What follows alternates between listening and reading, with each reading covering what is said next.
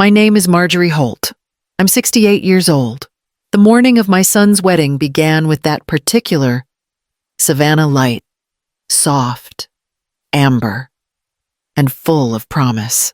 The kind of light that makes even old wood and tired memories look golden for a moment. I'd been awake since before dawn, too restless to sleep. Weddings are supposed to be about beginnings, but that morning already felt like an ending I couldn't name. The river was quiet outside the kitchen window, the tide pulling slow and steady toward the sea. I brewed a pot of coffee, the same French roast I'd made every morning for 40 years, and laid out breakfast for the house, pastries, fruit, eggs, food for a celebration. Caleb's suit hung pressed in his room, the cufflinks that had belonged to his father polished and ready. Everything was perfect, at least on the surface. Amber's laughter floated down from upstairs light. Practiced, and just a touch too sharp. She'd spent the last 2 years sliding into our lives with that laughter, all charm and confidence. She had the kind of beauty that demanded attention, and she knew how to use it. Still, I'd told myself that she loved my son, and for Caleb's sake, I'd made room for her in my heart. By 8 o'clock, I fixed a tray with 2 mugs of coffee, mine in the chipped blue mug Caleb had made as a child, hers in the porcelain set from my mother. It was a small gesture, but meaningful. In this house, coffee was more than a drink. It was a peace offering, a way of saying we're family now. I carried the tray up the stairs, careful on the old pine boards that creaked beneath my slippers. The hallway smelled faintly of hairspray and roses. Amber's door was nearly closed, a sliver of light spilling through the crack. I heard the faint buzz of a hairdryer, then laughter, quick and careless. I lifted my hand to knock. Then I heard my name. "She's probably downstairs polishing silver again," Amber said, her voice playful but edged. The old woman still thinks any of this matters. The laughter that followed wasn't cruel, just dismissive. That made it worse. Someone else, one of the bridesmaids, asked, "So after today, it's all yours." Amber's reply came, smooth and certain. "Tomorrow, everything's mine. The old woman will lose it all." The words didn't shout. They didn't need to. They slid under the door like smoke and settled in my chest. Thick and bitter, I stood there, frozen. The tray trembled in my hands, the mugs rattling faintly. I gripped it tighter until the shaking stopped. Inside, Amber laughed again, humming as if the future were already hers. Quietly, I turned away. Each step down the hall felt deliberate, rehearsed, as if moving too quickly would break the illusion that the world hadn't just tilted. When I reached the bottom of the stairs, I set the tray on the console beside the old photograph of Tom, my husband, my anchor, gone nearly a decade now. His smile in that picture had always steadied me. "Well, Tom," I whispered, my voice steady but small. "Looks like we raised a fool for a son."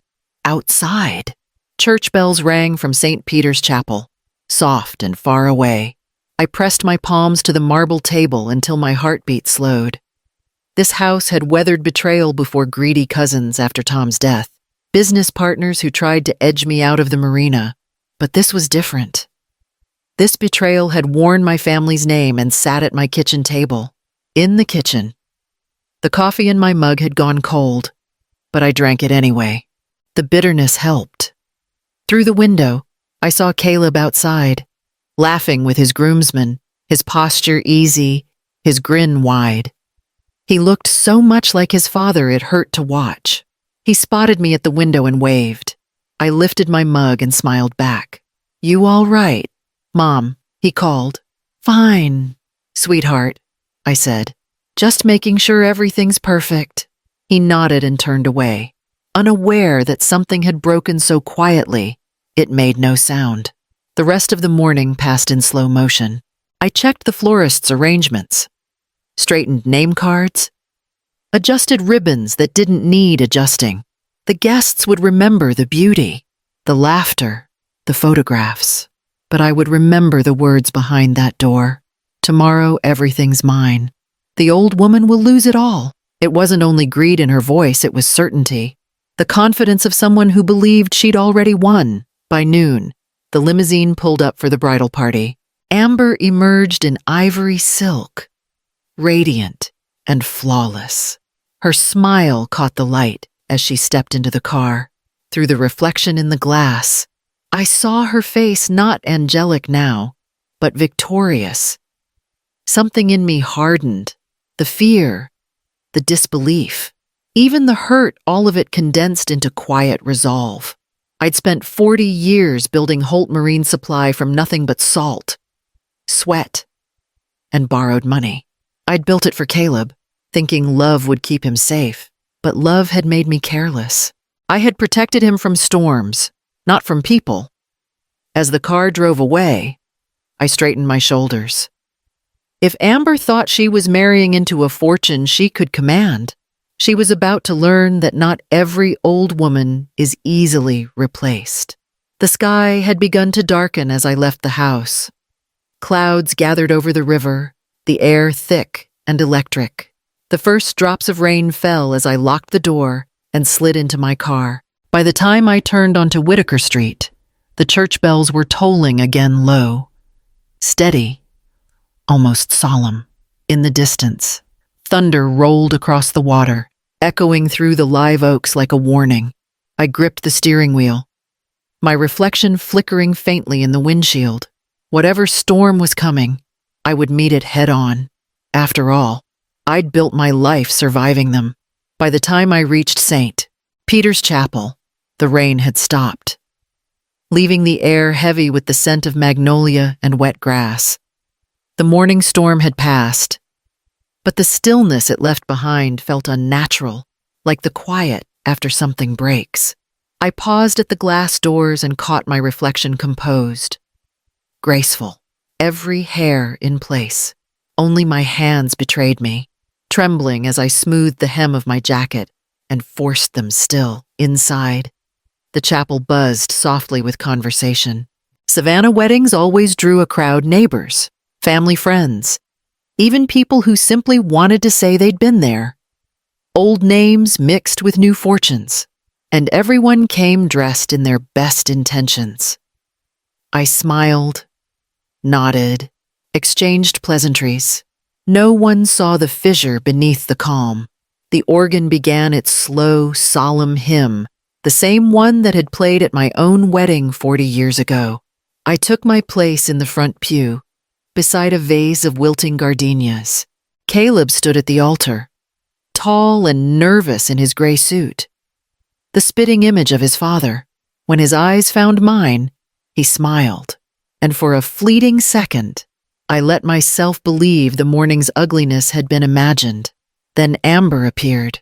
The room stilled as she stepped into the aisle, the light catching on her lace veil. Every movement was deliberate, every gesture refined.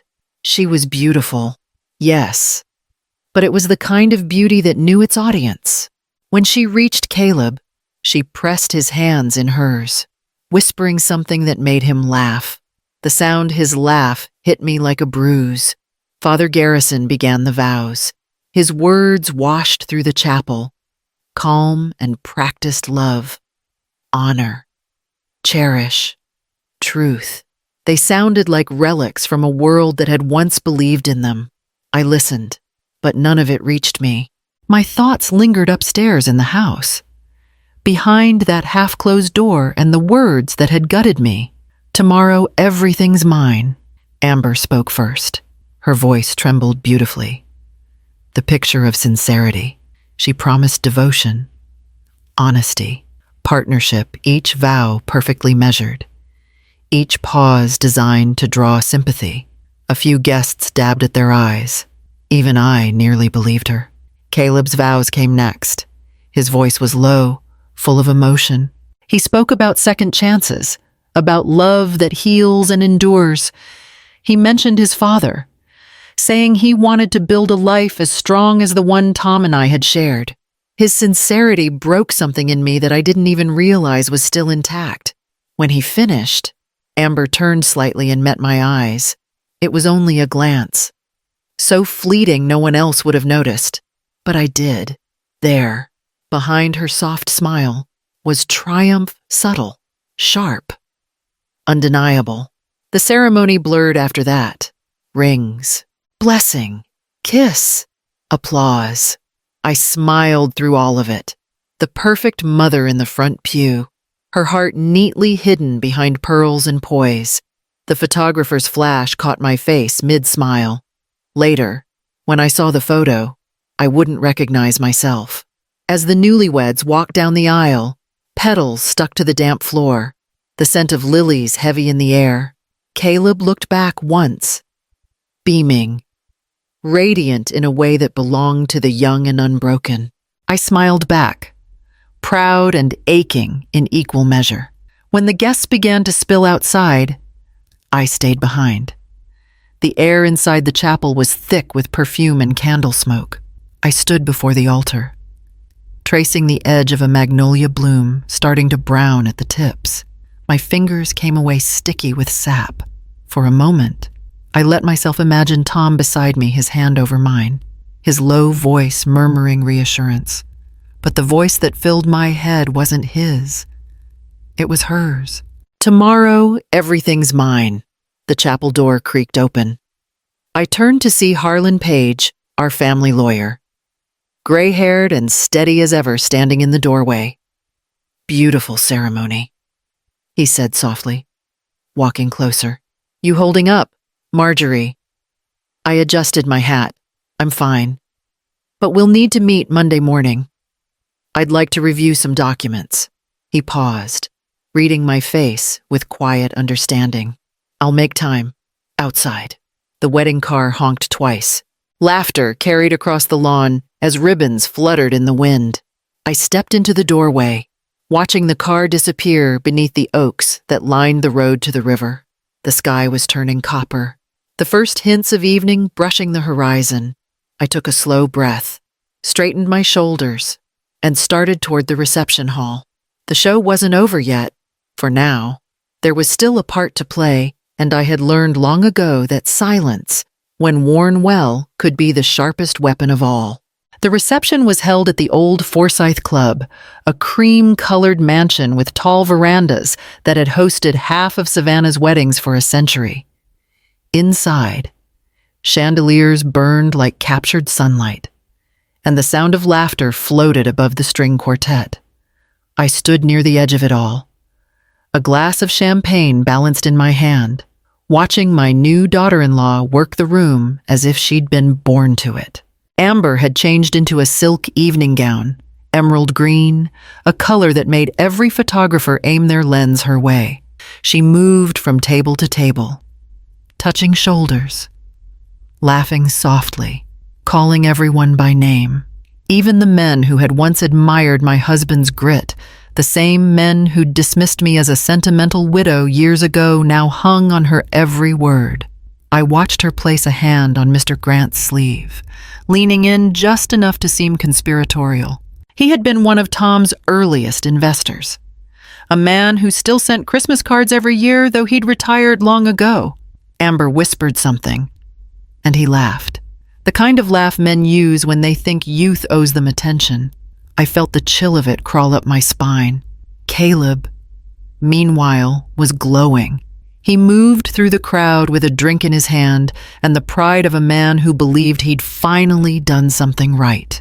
Each time his eyes met Amber's, he smiled with that open trust that made him look younger than 38. It was a look I hadn't seen since he was a boy, fishing off the dock with his father. The band shifted to something livelier. Waiters circled with trays of shrimp cocktails and pecan tarts. Someone called for speeches. Heads turned toward me. For weeks, I had imagined this moment standing with a glass raised high, speaking about family and legacy, about how proud I was to see Caleb carry on what his father started. I had even drafted the first line in my head. But as the clinking of silverware quieted the room, all I could hear was Amber's voice from that morning. Tomorrow, everything's mine. Caleb nodded toward me from the dance floor, waiting. Amber's arm looped through his, her face bright with expectation. I opened my mouth, then closed it again. My throat felt tight, dry as salt. Instead, I smiled and gestured toward the band. "Play something for the bride and groom," I said softly to the nearest waiter. The clinking resumed. The murmur of conversation rose, and within seconds, my silence was swallowed by music. Amber looked surprised, only for a second. Then she lifted her own glass and began speaking in my place, something charming about gratitude, about joining the Holt family, about carrying forward the same passion for the business her wonderful mother-in-law built. People clapped. I watched the way she said it, the perfect tilt of her head, the ownership already creeping into her voice. When the applause faded, I found a quiet corner by the window, outside. The garden lights shimmered through the moss-hung oaks, and a fountain trickled somewhere in the dark. The champagne in my glass trembled, tiny bubbles rising and bursting like the hours I'd spent building a life that could so easily be spoken for. I didn't give my toast that night. Words would have been wasted. Power, I was learning, didn't always need to be loud. I finished my drink, set the glass on the table, and went to find my coat. The house was still when I woke. The kind of stillness that only comes after too much noise. The clock on my bedside table read 4:32. My head ached from champagne I hadn't really drunk, and the scent of gardenias from the reception lingered on my coat like a ghost I couldn't shake. I sat on the edge of the bed for a long while, listening to the quiet tick of the old ceiling fan. My mind replayed the night in fragments, the applause after Amber's toast. Caleb's easy laughter, the way her hand rested possessively on his arm. Every sound, every smile, every word of gratitude had been a rehearsal for something larger, and I was finally done pretending not to see it. I slipped my robe around my shoulders and padded downstairs. The river outside was still dark, only the faintest thread of light rising over the water. On mornings like this, when Tom was alive, we'd sit together on the porch swing and talk business before the city woke. He'd say, "Get ahead of the sun, Marjorie. That way you're never chasing it." So I did. I made coffee the way he used to, strong, black, no sugar, and sat at the kitchen table with my old address book. I ran my thumb down the column until I found Harlan Page. He'd been with us for more than 30 years, through every expansion, every lawsuit, every season of growth. If there was anyone who could steady the ground beneath my feet, it was him. The phone rang twice before his voice came through. Rough with sleep, but alert. "Marjorie, is everything all right?" "I need to make some changes," I said. My tone surprised even me, steady, deliberate, calm. "Today." There was a pause. "Changes to what exactly?"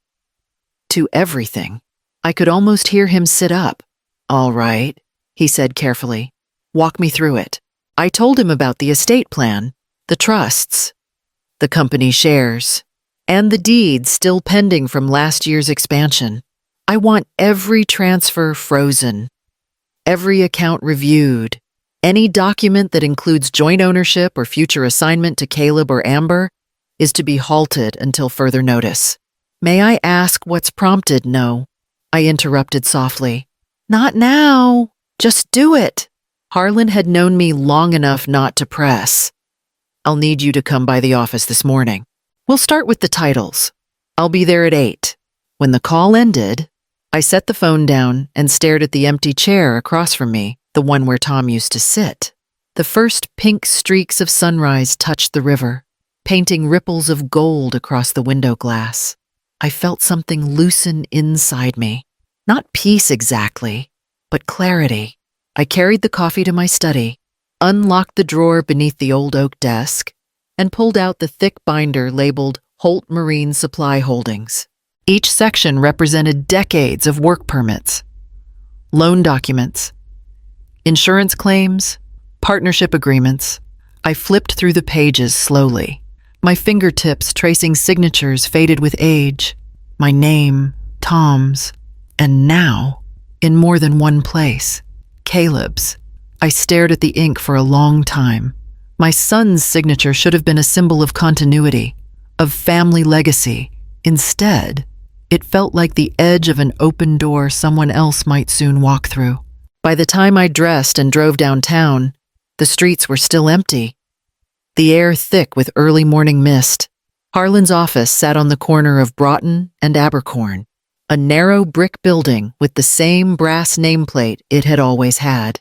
He met me at the door with 2 steaming cups of coffee and a cautious look that said he wouldn't ask questions until I was ready. We spent the next 2 hours sorting through paperwork, revoking transfers, drafting freezes, updating the trust to reflect sole ownership. When the last form was printed, he handed me a pen. "You'll need to initial every page," he said. I did. Slowly, precisely. My hand didn't shake once. When I reached the final line, he hesitated before placing it in front of me. "Are you sure about this, Marjorie?" I looked up at him. "I'm sure. I'm outside." The sun had climbed above the rooftops, flooding the office with pale light. I signed my name in full Marjorie Ann Holt and slid the document back across the table. Whatever came next, at least the ground I stood on would be mine again. The marina was half awake when I arrived. The kind of gray morning when mist curled low over the water and every sound seemed muffled. A heron stood motionless near the pier, waiting for the first ripple of movement beneath the surface. The smell of diesel and salt was sharp in the air, familiar, almost comforting. Holt Marine had been my second home for most of my life. Tom and I had started it in a rented shack with one rusty boat hoist and a single desk we'd bought at an estate sale. I still remembered that first winter, the endless paperwork, the bills stacked like driftwood, the 2 of us eating soup from a thermos because we couldn't afford to heat the office. Somehow, through grit and a little luck, the place had grown. Now it was a row of clean workshops and a polished office with my name on the door, but beneath the paint and polish, the bones were still the same. I unlocked the side entrance with my old key. The main office smelled faintly of salt, machine oil, and the cedar polish Tom always favored. The morning fog pressed against the windows, turning the light inside pale and blue. The storage room was at the back, behind the maintenance counter. Few people ever went there anymore. The door stuck a little, and I had to lean my shoulder into it to make it give. Dust floated in the narrow beam of light from the hallway, thick enough to blur the outlines of the filing cabinets. For a moment, I just stood there, listening to the quiet hum of the marina, the distant clang of a mast, the creak of ropes shifting with the tide. Then I crossed to the cabinet marked Founding Documents. The drawers opened with a groan. Inside were the pieces of a life's work, original deeds from 1983, loan approvals with signatures from bankers long retired, old ledgers filled with Tom's tidy handwriting, each figure written in pencil and underlined twice. There were yellowed photographs too, Tom standing beside our first delivery truck, Caleb as a toddler perched on the hood. Grinning into the sun, I ran my fingers over the edges of the papers. So many years condensed into folders and signatures, each one a promise we'd made and kept. I thought of Amber's laugh at the reception, the way she'd called me Mom in front of everyone, her hand already sliding into Caleb's. I could still hear her words from the morning of the wedding cold. Certain, the old woman will lose it all, not today. I gathered what I needed: the original deeds, the loan statements that confirmed sole ownership, the stock certificates we'd bought before Holt Marine ever turned a profit, the small collection of cash bonds Tom had left in his desk. They were old, but still valid, still powerful enough to remind anyone who questioned it whose name had built this place. I placed them carefully into a weathered leather folder, the same one Tom used to carry to the bank every Friday. When I snapped it shut, The sound echoed through the room like a closing door. Before leaving, I turned off the lights and locked the door behind me. Outside, the fog had thickened, softening the outlines of the boats moored along the dock. I walked past them slowly, heels clicking against the wooden planks, and paused where the river widened into open water. The current shimmered, pale and endless. Driving home, the world looked different, quieter, steadier. The folder lay beside me on the passenger seat, its weight a reminder of everything I'd worked for. 40 years of labor, of risk and sleepless nights, of keeping the company alive through storms both literal and otherwise. Every dollar, every signature, every drop of sweat on those docks had been earned. And as the fog thinned around me, revealing the pale outline of the city ahead, I knew one thing with absolute clarity: whatever legacy I passed on next would be on my terms, not anyone else's. They came back from their honeymoon on a Sunday afternoon, just as the azaleas along the drive were starting to fade. The house looked the same as when they'd left, orderly, quiet, sunlit, but the air felt heavier now, as if it already knew what I didn't want to say. I was in the garden when their car pulled up.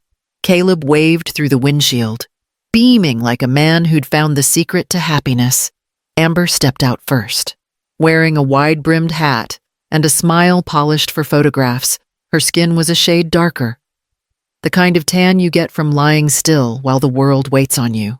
"Mom," Caleb said, coming over to hug me. He smelled of salt air and cologne. The trip was perfect. You'd have loved Santorini. "I'm sure I would have," I said.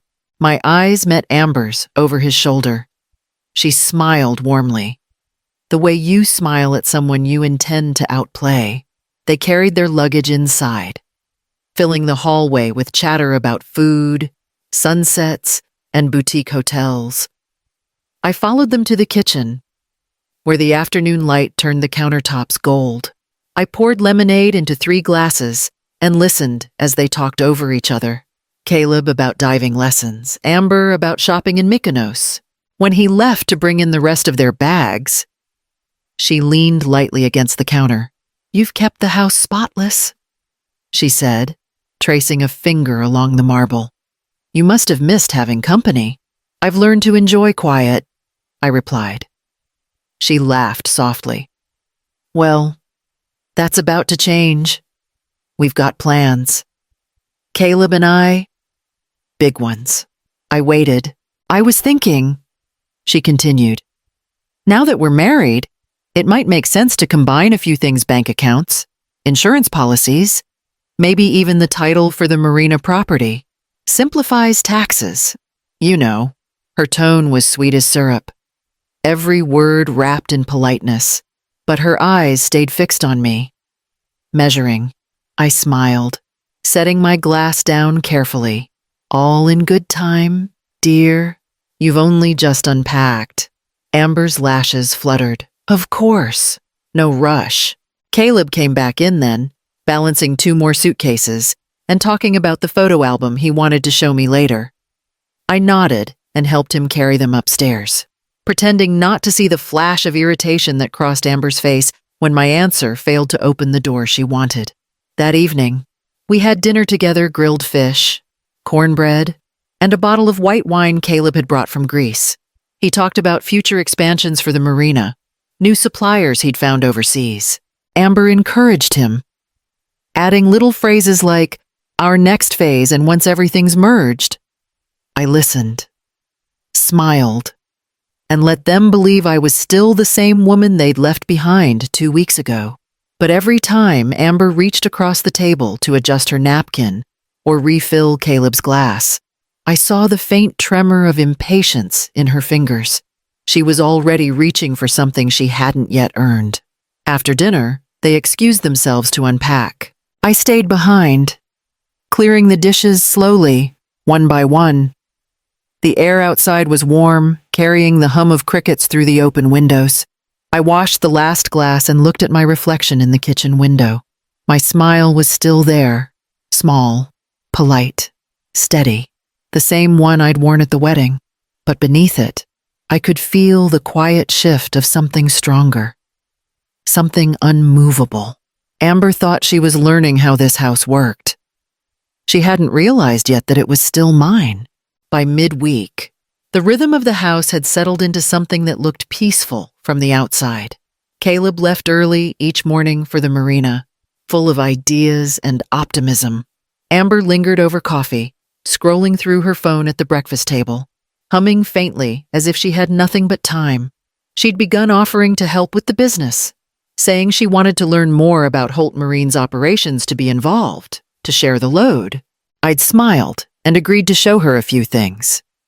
The suggestion, on its surface, was harmless, but I had lived too many years in boardrooms to mistake curiosity for calculation. That Thursday morning, I carried a stack of ledgers from the study into the sunroom, where the light was soft enough to make even old numbers look gentle. I told Amber she could sit with me while I reviewed last quarter's reports. She arrived in a linen dress, hair pinned neatly, a notebook in her hand. "This is the boring part of the business," I said, spreading the folders across the desk. "Not much glamour in it, but everything depends on these numbers." "I don't mind," she replied, smiling. "I'm a quick study." We went through the accounts together, at least the ones I allowed her to see. She asked questions that sounded innocent but weren't about valuations, partners, international shipments, and future investments. When she leaned closer to point at a figure, I could smell her perfume floral and calculated. By noon, she'd charmed enough information from me to satisfy a first attempt. I excused myself under the pretense of a phone call and left her alone with the desk. But before I did, I placed a single sheet on top of the ledger stack, a fabricated investment summary for a non-existent expansion in Florida. I'd written it the night before, inventing figures just credible enough to pass for truth. When I returned 15 minutes later, the document had been moved half an inch to the left. Amber looked up with a bright smile, pretending to be lost in her notes. "Find everything you needed?" I asked. She laughed lightly. "Just trying to keep up with you, Marjorie." That afternoon, I went about my errands, a quick stop at the grocer's, a visit to the florist. By the time I came home, the house smelled faintly of her perfume again.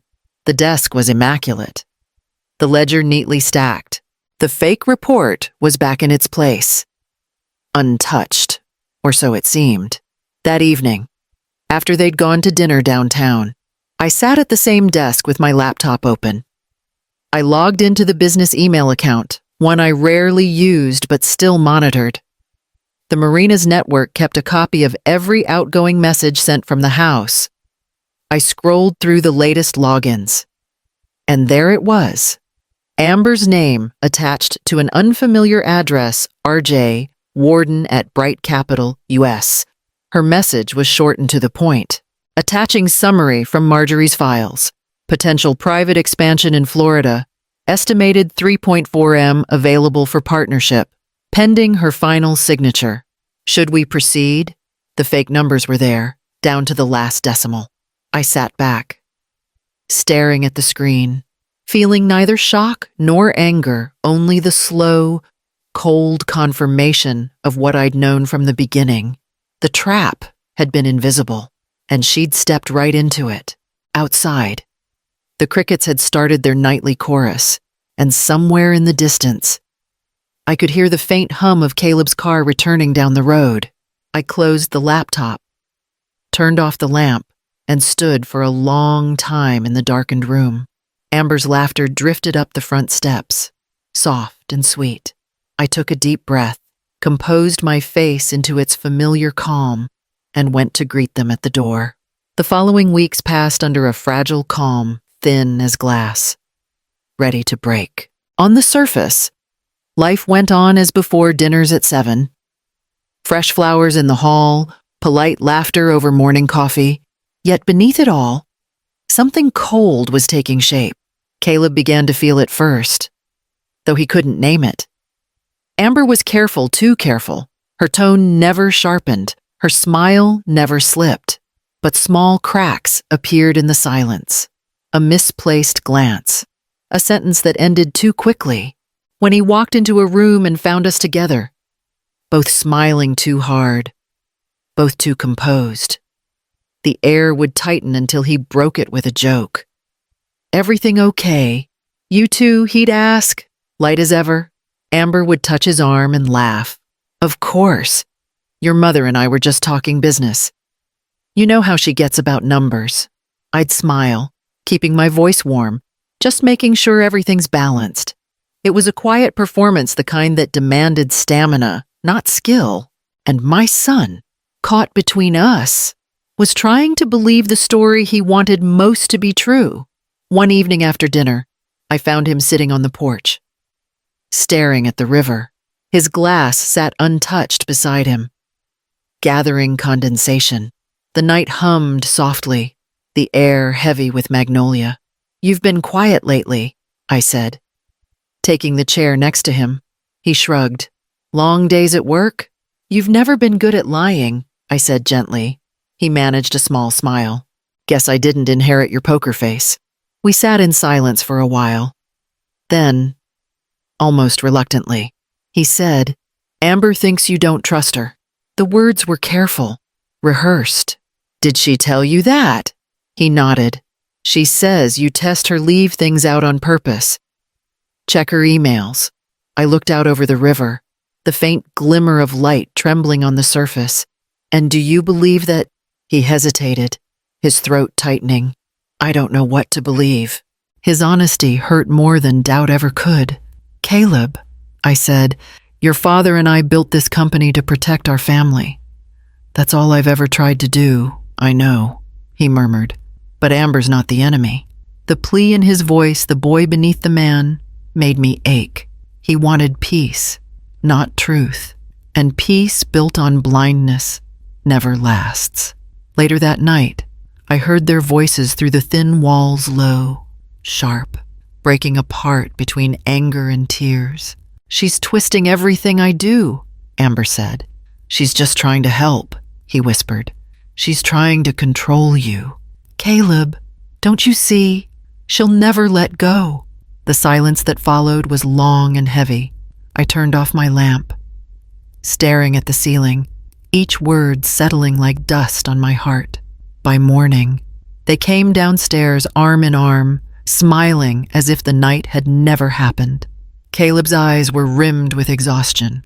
Amber kissed his cheek, her laughter bright, her charm effortless. I met her smile with one of my own, steady, practiced. At the marina, Caleb worked harder than ever, his movements purposeful, almost frantic.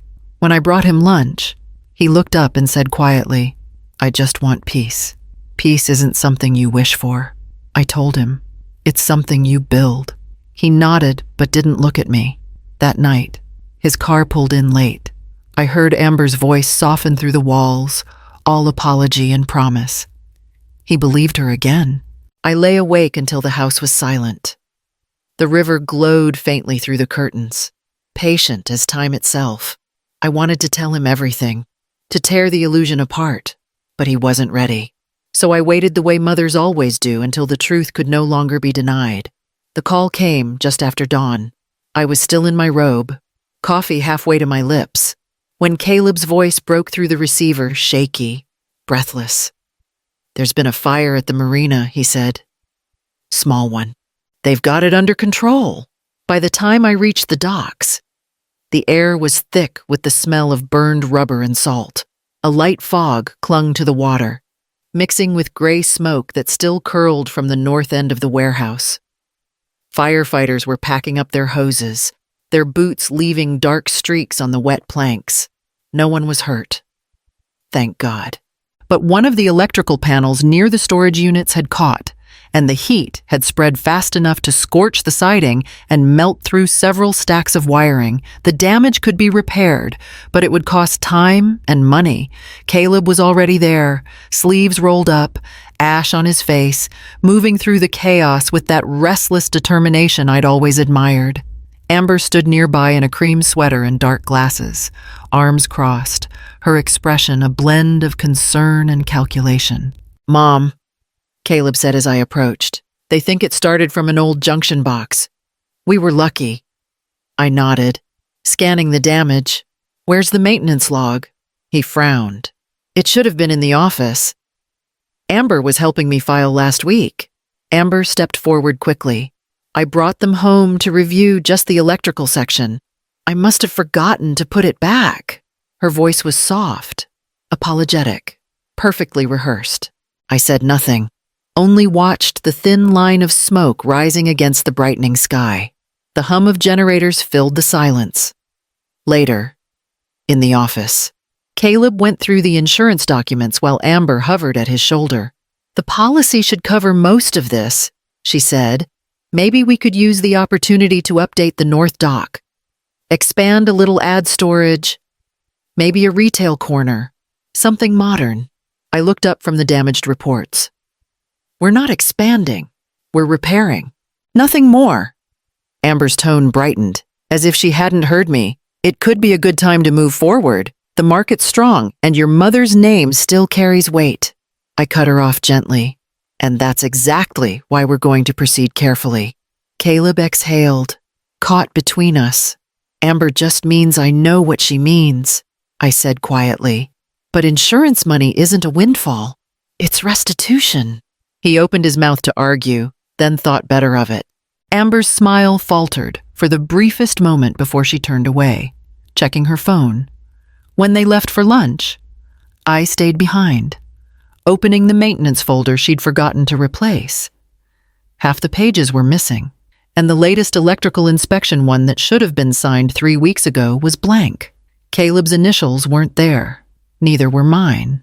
Outside, the charred smell drifted through the open window. Somewhere in the distance, a boat horn sounded over the water, low and mournful.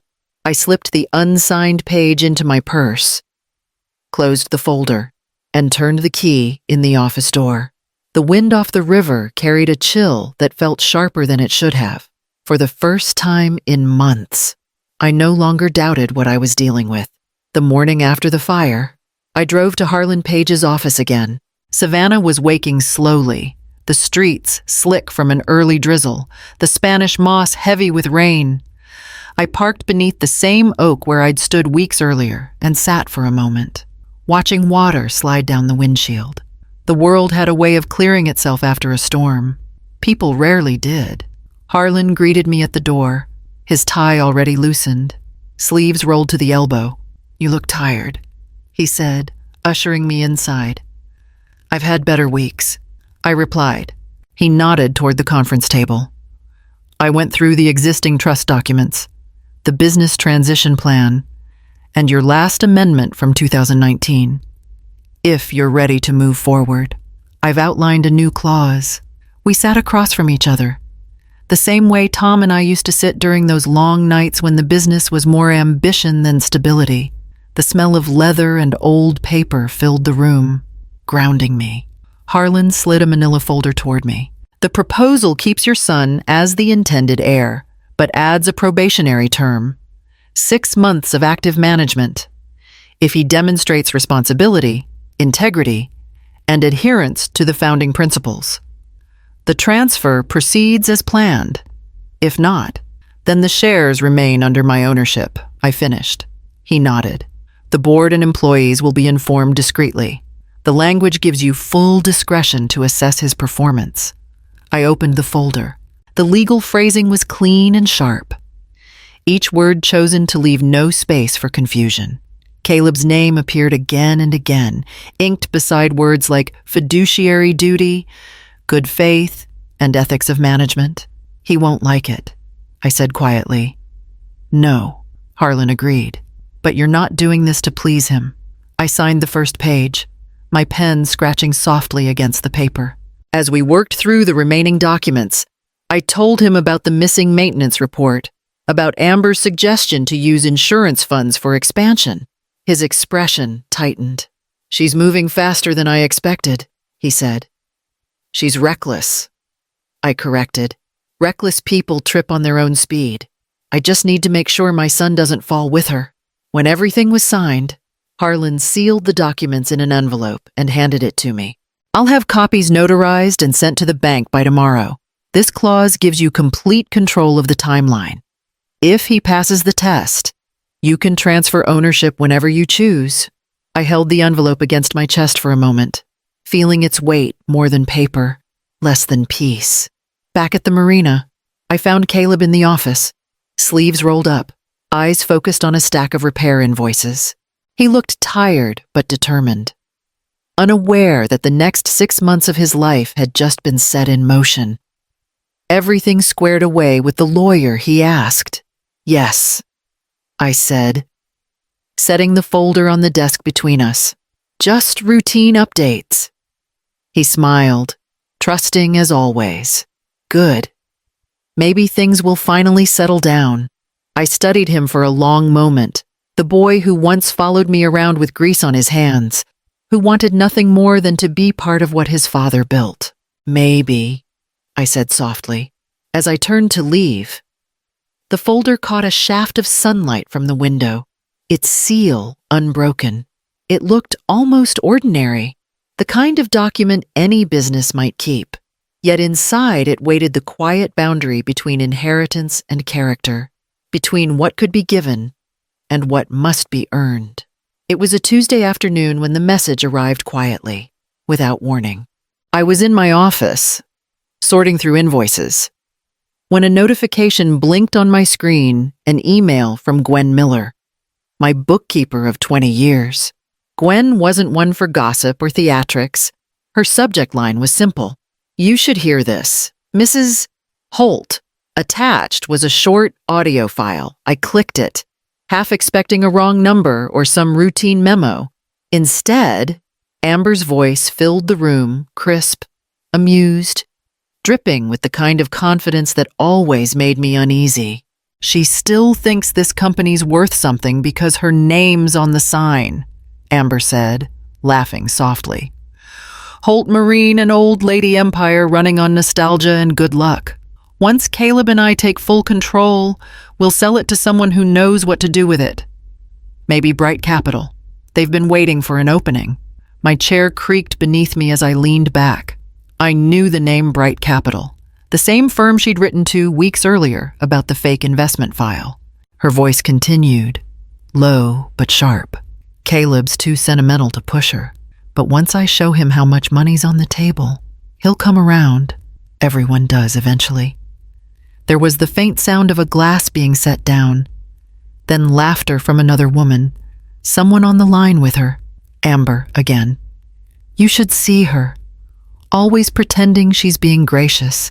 That house, that marina, everything she owns. It's practically ours already. The recording ended with a soft click. For a long time, I sat there in silence, staring at the computer screen as if it might offer some explanation. The office around me seemed smaller suddenly, the air dense and still. Outside, the sound of the river lapped faintly against the docks. A rhythm I had always found comforting. Not today. I replayed the recording once more, slower this time, listening to each word as though examining a wound. There was no misunderstanding, no misplaced context. She had spoken plainly. When it ended, I reached forward and closed the laptop. My reflection flickered briefly on the dark screen, an older woman with steady eyes, and a face lined not from age, but from holding back too much for too long. I picked up the phone and called Gwen. Thank you, I said quietly. She hesitated. I thought you should know before anyone else heard it. You did right, I replied. Delete your copy. When I hung up, I stood by the window, watching the boats shift gently with the tide. The marina had always been a symbol of endurance for me, for Tom, for our family. Now it had become something else, proof that endurance alone wasn't enough. The next step would have to be deliberate, and it would have to be mine. I waited 3 days before asking them to dinner. Long enough for the shock to settle into certainty, short enough for my resolve to stay sharp. I called Amber first, letting my tone sound casual. Come by Sunday evening, I said. Just the three of us. I thought we could have a quiet meal together before things get busy at the marina again. There was a pause. Of course, she replied smoothly. We'd love to. That Sunday, Savannah's heat eased into a soft, golden dusk. The dining room glowed in the lamplight. The same one Tom and I had bought decades ago from a riverfront antique shop. I laid out the old silver and white linen, set the candles, and made his favorite supper roast chicken, cornbread, and green beans with a hint of lemon. It felt right that his memory be in the room that night. They arrived on time. Caleb kissed my cheek, smelling of aftershave and nervous energy. Amber handed me a bouquet of lilies wrapped in pale paper. You always make everything look so elegant, she said. Her smile was bright, but her eyes darted across the table settings as if measuring what she couldn't yet see. Dinner began easily enough. Caleb talked about the repair progress at the marina, the insurance payout, and how he hoped to modernize the operations. I nodded, listening, letting him speak. Amber chimed in at intervals, phrasing every suggestion as we, claiming every idea as a shared vision. I poured the wine slowly, the ruby liquid catching light as it filled the glasses. Caleb toasted to family and to what comes next. We ate, laughed in the right places, and pretended everything was ordinary. Only the smallest tremor in Amber's hand as she lifted her fork betrayed anything amiss. After dessert pecan pie, still warm from the oven, I rose and carried a single leather folder from the sideboard to the table. I set it down beside my wine glass. I've been reviewing some business matters, I said. There are a few things we need to discuss. Caleb's expression softened with confusion. Now, Mom, can it wait until no? I said gently. It can't. Amber's posture stiffened, her smile thinning. Of course, she said. What's this about? I opened the folder. Inside were 3 items: the fabricated investment summary from the ledger, a printed transcript of the email she'd sent to Bright Capital, and a small USB drive holding the recording Gwen had forwarded to me. This, I began, sliding the ledger page forward, is a document I created. It was never real, but within hours of leaving it on my desk, these exact figures appeared in an email sent from this house. Amber's eyes flickered, the first sign of panic cracking through her poise. What are you implying, that you've been looking for ways to turn my life's work into a sale? I said quietly, and that you did it under my roof.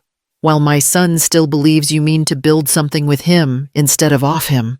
Caleb stared at the paper as though it were written in another language. Amber, he whispered. What is this? She laughed, a sound too loud, too sharp. This is insane. She's making things up. Caleb, she's jealous. I pressed the small USB drive toward her. Then you won't mind if we listen? Her color drained. For a long moment, the room was silent except for the faint hum of the air conditioner. Then, quietly, I played the recording. Amber's voice filled the room, bright and unmistakable. And, once Caleb and I take full control, we'll sell it to someone who knows what to do with it. Everyone does eventually. Caleb's shoulders tensed, his fork clattering softly against the plate. When it ended, he didn't look at her. Caleb, she started, her tone pleading now. I was joking. You know how people talk. Stop, he said, just one word. Amber's breath came fast. Her face flushed. You're really going to believe this? She's manipulating you, Caleb. She's been doing it from the start. He stood, pushing back his chair, his eyes fixed on the table. Don't, he said again, voice breaking slightly. Please, just don't. For a long time, none of us moved. The candles burned lower, their wax pooling into small rivers on the cloth. Amber finally turned toward me, her composure gone. You think you've won, she hissed, but you've just destroyed your own son's marriage. I gathered the papers. sliding them neatly back into the folder. "No," I said softly. "You did that yourself." When they left, the house felt larger than before, echoing with the kind of silence that doesn't fade quickly. I cleared the table, blew out the candles, and placed the folder in the safe behind my desk. The night outside was warm, heavy with the scent of lilies. Some truths, once spoken, change everything that follows. The front door slammed so hard the glass in the hallway rattled. The echo lingered through the house like a warning bell. Sharp and final. Amber's heels struck the porch steps one after another until the sound disappeared into the night. Then, only silence, thick, brittle, unbreathing. Caleb stood in the middle of the dining room, still staring at the door she'd gone through. His hand was half raised, as if he'd meant to reach for her but had forgotten how. The candlelight made his face look older. Every line of disappointment carved deep beneath his eyes. "She'll be back," he murmured finally. Though his voice carried no conviction, I said nothing. The plates were still on the table, the half-eaten pie cooling untouched between us. I began stacking them quietly, one by one, letting the soft clink of porcelain fill the space where her voice used to be. "Mom," he said after a while, his tone breaking on the word. "Did you have to do it like that?" I set the last plate down carefully. There was no other way. He ran a hand through his hair, pacing the length of the room. "You humiliated her. You could have talked to me first." "I tried," I said softly. "You weren't ready to listen." He stopped, turning toward me. His eyes were red, not from anger, but from something closer to disbelief. "I loved her. I know.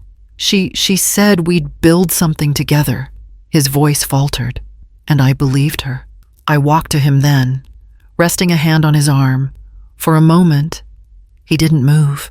Then he let out a long breath that shuddered through his whole body. "She was part of my life. Mom, you can't just erase that." "I wouldn't if I could," I said. "Some lessons are meant to stay." He looked at me, then really looked, and for the first time, I saw not the boy who had followed his father's shadow, but the man learning what it meant to stand on his own. "She's gone," he whispered. "For now," I said. "But sometimes absence is mercy." He sank into the chair, burying his face in his hands. I stood beside him, resting my fingers lightly on his shoulder, feeling the tremor there. Not triumph, not vindication, only the quiet ache of love tested too hard. Outside, the river wind rose, carrying the faint sound of tires on the distant road. I didn't look after her. I stayed with my son, in the wreckage of what was left, holding on to what could still be saved. The courthouse smelled faintly of paper and rain. The windows were fogged, and the murmurs of other cases drifted down the hallway like ghosts. Caleb sat beside me on the wooden bench, motionless, his hands clasped between his knees. It had been 3 weeks since Amber left. In that time, silence had become its own kind of weather, settling in corners, creeping into conversations, reshaping the air itself. News of her came in fragments: closed credit cards, unanswered calls, and finally, a report from her family's attorney. She had drained their accounts to cover debts no one knew existed, then vanished. No forwarding address, no apology, only the wreckage she left behind. The divorce was quick. There was nothing to fight over anymore. Holt Marine remained in my name, and Caleb didn't contest it. He didn't speak much at all. When the judge read the decree, he nodded once and rose without expression, as if his body moved before his heart could keep up. Outside, rain slicked the courthouse steps. I offered him my umbrella, but he shook his head. "I'm fine," he said, though his voice carried the fatigue of a man who'd run out of places to be strong. We walked to the car in silence. The windshield wipers swept back and forth, the rhythm steady against the storm. Savannah blurred past in streaks of gray and green. She didn't even try to fight for anything. He said finally, She didn't have anything left to fight for, I replied. He turned toward the window. I thought I knew her. I wanted to tell him he did, that he'd known the version of her that had been enough to love. Once. But some truths are kinder left unsaid. When we reached the house, the porch light glowed through the mist. I parked beneath the oak tree, the same one where he'd played as a boy. He didn't get out right away. His reflection in the glass looked like his father's for a fleeting second, tired, decent, proud even in defeat. Thank you, he said quietly. For what? For still being here. I reached over and took his hand, the same hand that had once held mine when he learned to walk. That's what family does, I said. The rain softened, tapering into a hush. Inside, the house waited, half empty, half healing. Still hours. By spring, the marina had begun to breathe again. The smell of salt and varnish mixed with the faint sweetness of azaleas blooming along the shoreline. Work went on boats in and out. Engines tuned. Ropes coiled in perfect circles on the dock. But what changed most wasn't the business. It was Caleb. He started coming in early, long before the others arrived.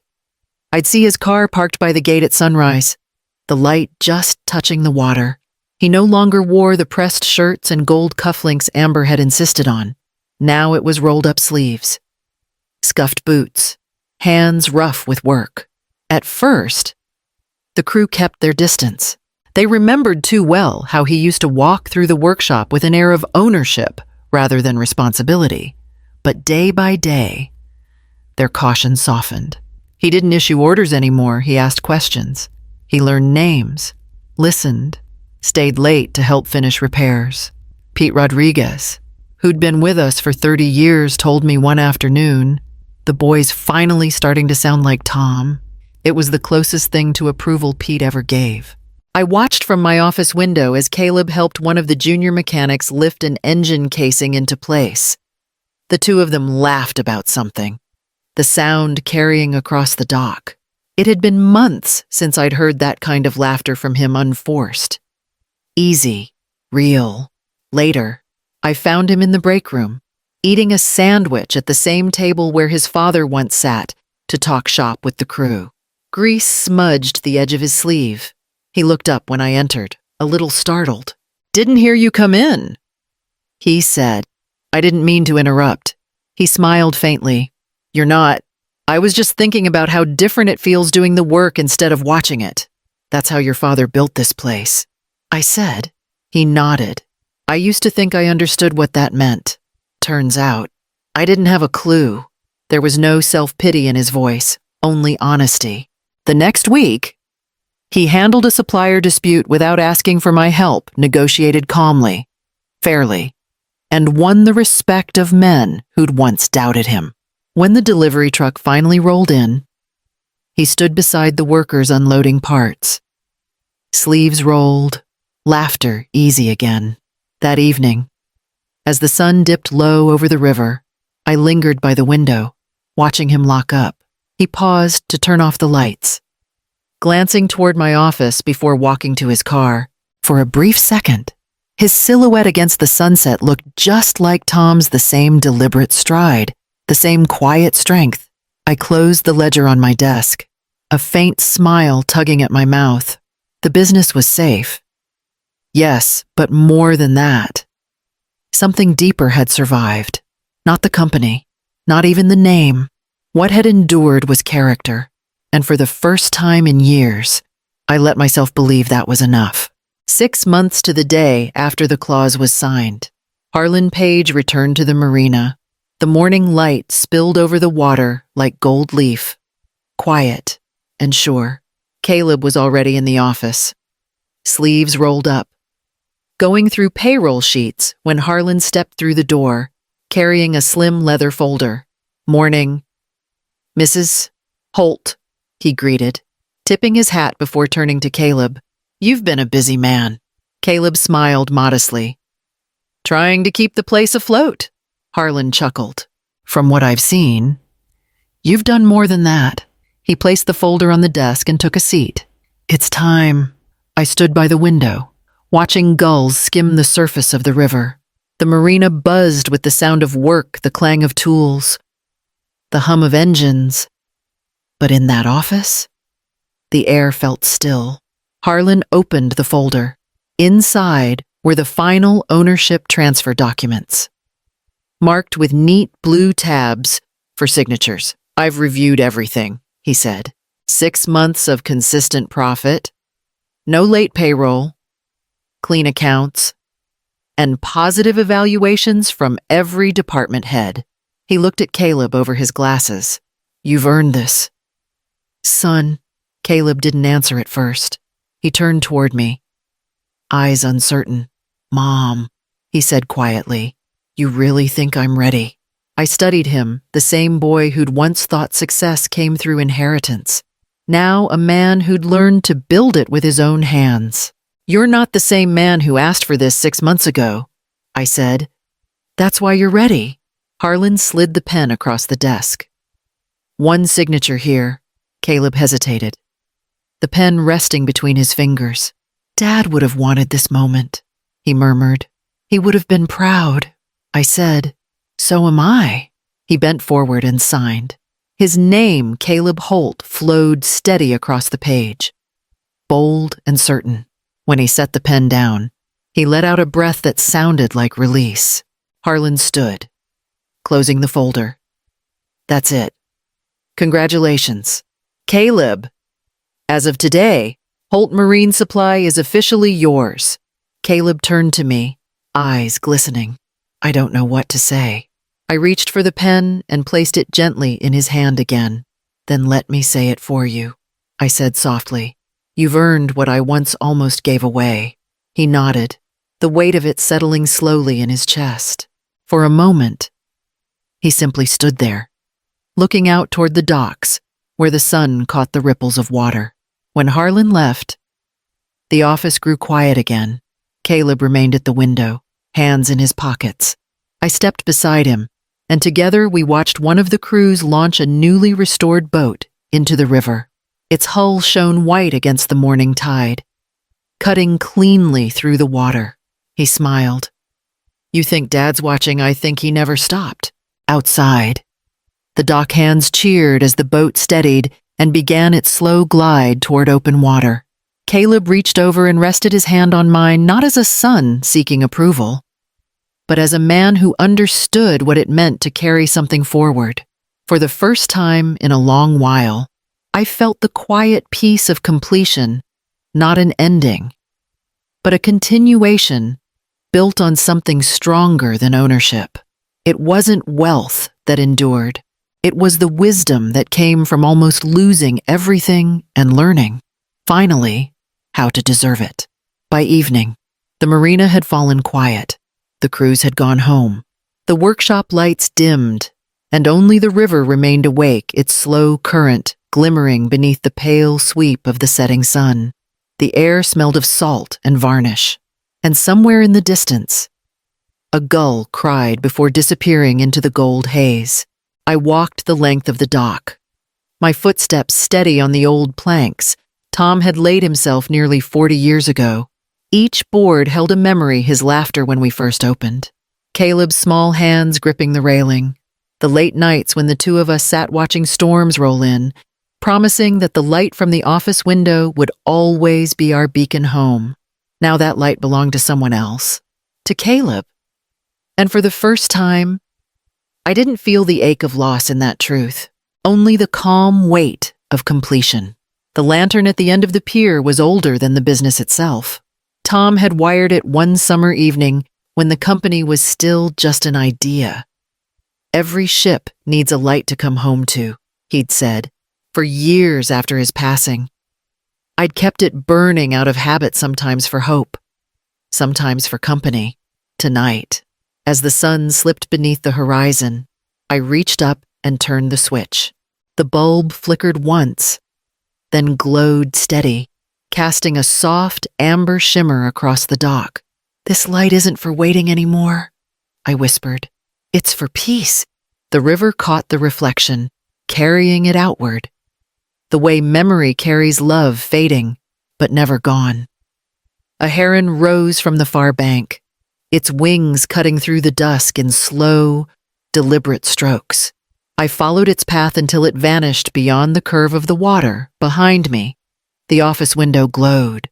Caleb was still there, sorting ledgers, doing the kind of work that had once defined my days. I smiled, knowing he didn't need to look up to feel the light. He would know it was there, steady, faithful, enough. The tide shifted gently beneath my feet. I lingered one last moment, then turned toward home, the lantern still shining over the river, bright enough to guide anyone who needed it.